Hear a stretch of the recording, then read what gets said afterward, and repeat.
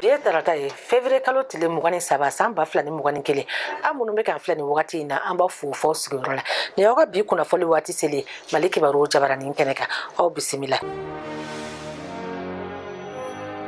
Ministre ɲɛma Mugutari Wani y'a ka baarabolodali min jira député bulon kɔnɔ jumadon février kalo tile 19 san 2021 député sɔnna waleyali ma kunun tɛnɛ. Député hakɛ min tun bɛ a kɛnɛ kan n'u wotera 100 sɔnna 3 olu ma sɔn 4 olu sɔn minɛ wote la. Député fanba sɔnna gouvernement ka baarabolodali ma ntile mun bɛ kɔnɔna na kuma fasana u ni ɲɔgɔn cɛ kosɛbɛ. Ɲininkali caman kɛra gouvernement ɲɛma na a ye jaabi jɔnjɔn di minnu kan. Ministre ɲɛma ye député bolo hakilisigi kuma fɔ a y'a yira ko jaabi wasalen ma sɔrɔ ɲininkali minnu na ko député bɛ se ka ɲininkali kɛ ministre la waati nataw kɔnɔna na u bɛ se ka jaabi jɔnjɔn di a la wa ko ɲininkali si tɛ gouvernement bɛ ban ka ɲininkali minnu jaabi. Benga sɛbɛn dɔ bolo nɔbila la sigidalamaw fɛ ɲɔnɔ sɛrikili kɔnɔ. Karidon tɛmɛnen donsow ni filaw y'u bolo nɔbila benga sɛbɛn dɔ la walasa fu bɛ se ka siri bingali wale dan na cogo min na ɲɔnɔ sɛrikili kɔnɔ.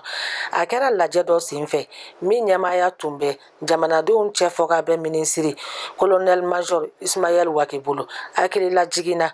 Maa caman ye jalakili ta ka jɛkulu fila ninnu sɛgɛrɛ ka da ka k'a tɔndenw yɛrɛ de bingali kɛwalew kɛbaa ye ɲɔnɔ sɛrikili kɔnɔ. An b'aw ladɔnniya ko ɲɔnɔ sɛrikili jɔyɔrɔ ka bon jamana sɔrɔ la kosɛbɛ ka da kan sɛnɛkɛyɔrɔba don nka ka kɛɲɛ ni sigi cogoyaw ye lakanabaliya fanga bonyana yɔrɔ kofɔlen in na kabiri gɛlɛya donna jamana kɔnɔ san 2012 waati.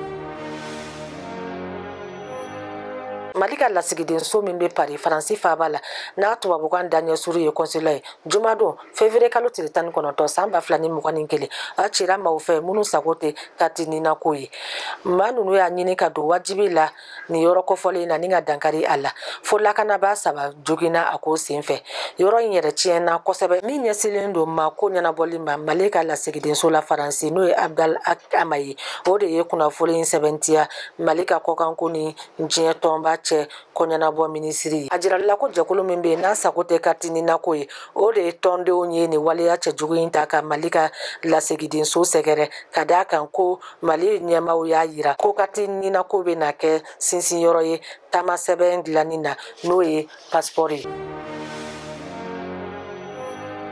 Coronavirus kibaruyaw la an b'aw ladonna ko coronavirus yera maa 7 la ko kura. Kɛnɛya tigilamɔgɔw ye maa 900 minnu sɛgɛsɛgɛ kunun tɛnɛ février kalo tile 22 san 2021 coronavirus yera maa 7 la. O waati kelen na adamadenya sabatili so minisiri y'a yira ko n'a ta bɛ maa 5 kɛnɛyara ka bɔ bana dilan kan maa si den kelen ma fatu kunun heure 24 tɛmɛlen. Coronavirus yera maa kura minnu na dɔ yera Kulukoro mara la dɔ bɛ Fana ani Bamakɔ komini fɔlɔ 2nan 5nan ani 6nan na. Ni kunnafoni bɛ coronavirus tɔ kɛ maa 8,306 ye Mali kɔnɔ.